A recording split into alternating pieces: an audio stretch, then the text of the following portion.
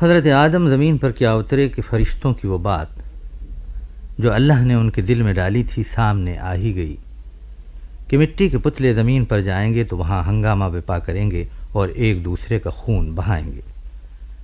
آدم کی پہلی ہی جھول میں وہ سرکش پیدا ہوا جس نے ہنگامہ بھی بپا کیا اور خون بھی بہایا۔ دنیا میں ابھی 2 ہی نسلیں آئی تھیں کہ دنیا کی عشوہ ترازیوں نے فرزندان آدم کے دلوں کو لبھا لیا۔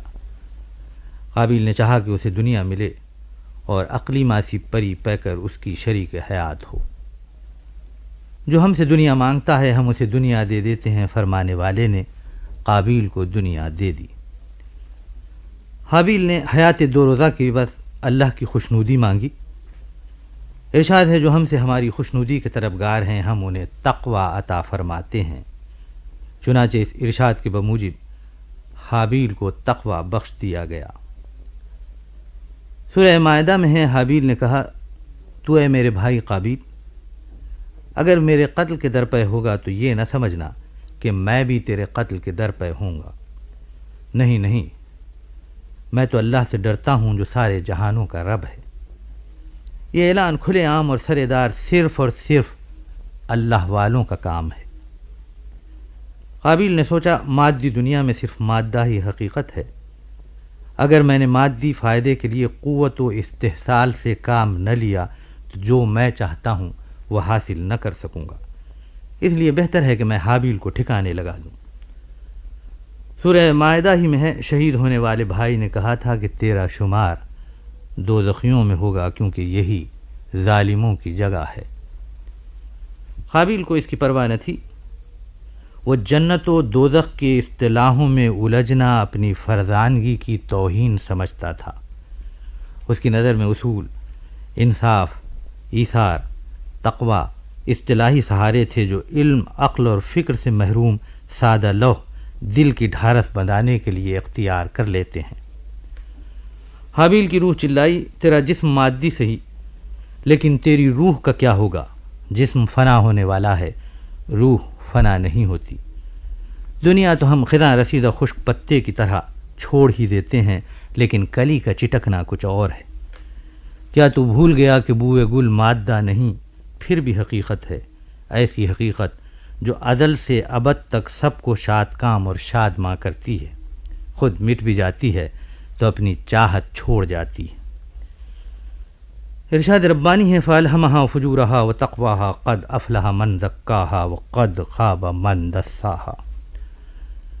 ہم نے بھلائی و برائی دونوں صفتیں انسان کو دے دیں، جنہوں نے ہماری ہدایتوں سے کام لے کر اپنے آپ کو سنبھالے رکھا وہ اچھے رہے، جو ہوس کے ہاتھوں میں پھنسے وہ مارے گئے۔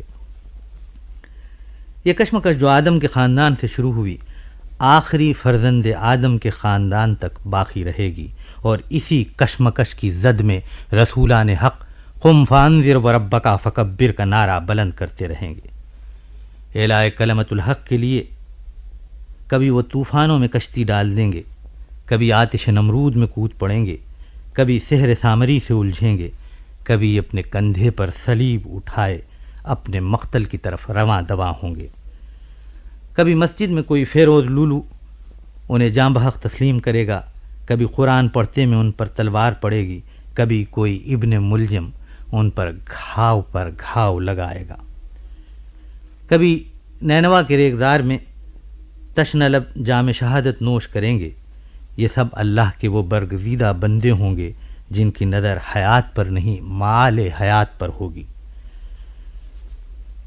امام عاشقاں پورے بطول سبت پیمبر نے فرات کے کنارے شہادت گئے الفت میں قدم رکھا تو مال حیات ہی پر ان کی نظر تھی، نہ مال غنیمت نہ کشور کشائی، کسی سے سروکار نہ تھا۔ عقل بہانے تراشتی رہی، مصلحتیں دامن تھامتی رہیں، مگر ہوا وہی جو عشق کا فرمان تھا۔ اپنے اصولوں سے عشق، اپنے دین سے عشق، محبوب رب المشرقین والمغربین سے عشق، وہ عشق جو فتبعونی کی منزل کی طرف لے جاتا ہے۔ اگر ہو عشق تو ہے کفر بھی مسلمانی، نہ ہو تو مرد مسلمان بھی کافر و زندیق۔ سلام شہادت کو مطلوب و مقصود مرد مومن بنانے والے نبی کے نواسے تجھ پر امت مسلمہ کا سلام، علم و آگہی کا سلام، دین و دانش کا سلام۔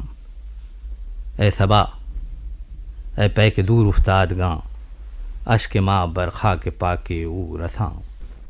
This program is the sole property of Pakistan Broadcasting Corporation, Islamabad. Piracy in this regard is illegal.